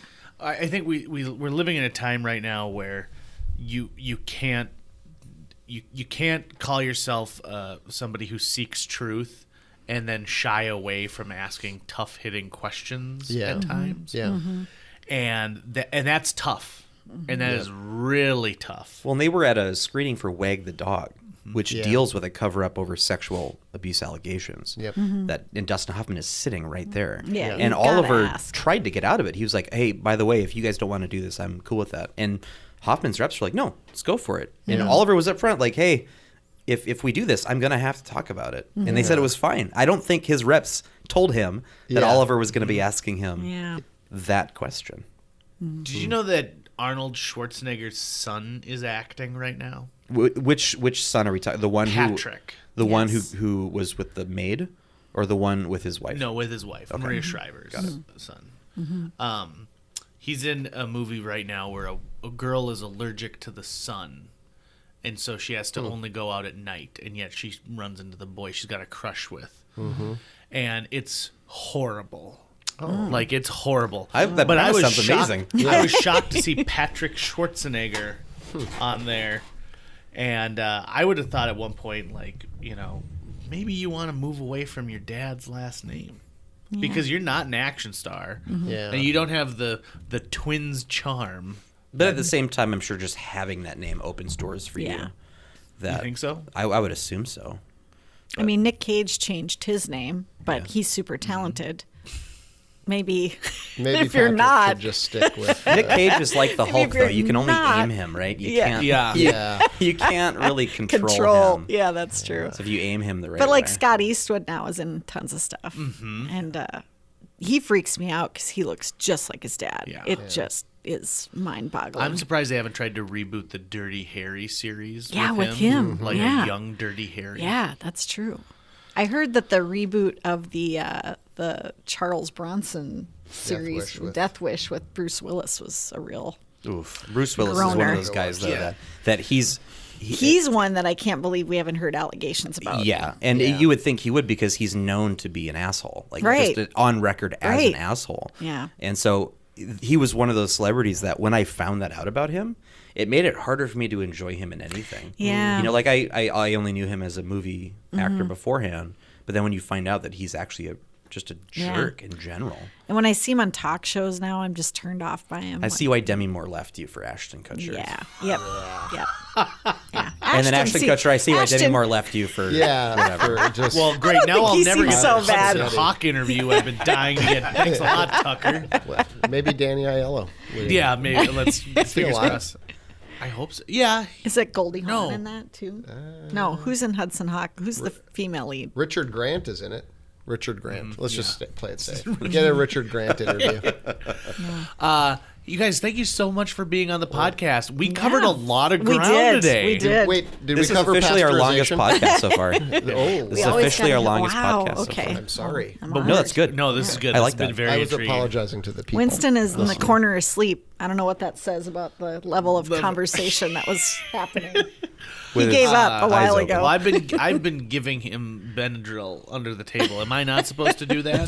That's It's fine. fine. Guys, before we cut out though, Mm-hmm. could you maybe let us know like where people can find your work online, the free range documentaries, all that stuff? Yes, I just figured out how the internet works and made a website for myself, MikeScholtz.com, MikeScholtz.com, and you can find my Twitter and Instagram links there. Yeah. I'm sure if you Google Wild Bill's Run, Yeah, Gator you can Chopper, just use the Googles. freerangefilm.org or .com? No, freerangefilm.com. is the other Freerangefilm.com one. is where our film Yeah. festival website is. Yeah. So And is any of your work still available on Hulu?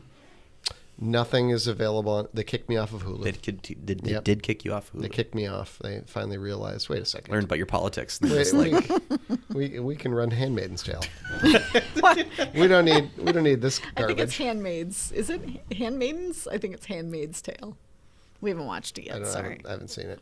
How I'll quit embarrassing for you, correcting Mike. Sorry, I have I'll a quit grudge against correcting you. Hulu. Well, now all your opinions are moot if you can't compare them to The Handmaid's Oh, Tale. you're right. And Val, Yeah. people can where can they find you? Just at Val Coit, I think, on Twitter. And yeah, that's about it. I don't do much social media-ing Let's anymore. co-op on Red Dead 2 Yes, when it comes out. That'll yes. be fun. We'll get on Twitch or something. And I like it. Yeah, Sold. yeah. Well, thank you I'm guys so much generally for being terrible. here. It's been a real Yes, pleasure. Thanks. And we'll have you again real soon, I hope. Sounds good. All right. Cool. That's going to wrap it up for today's show. For more info, including how you can help us keep the lights on by donating to our Patreon, visit our website at www.jjmeetsworld.com or hit up our social media. We've got Twitter, Facebook, Instagram, all the sites that the kids are using these days. If you'd like to stay up to date on new episodes of JJ Meets World, don't forget to subscribe to us on iTunes, Google Play, YouTube, really wherever you consume the podcast that you love. JJ Meets World is produced every week by Tucker Lucas. You can find out more about Tucker's work by checking out www.moonbasemaria.com. If you want to reach out to JJ, you can go to www.linebenders.com and click the contact button. I guess that when we end an episode, it should have something that feels final, but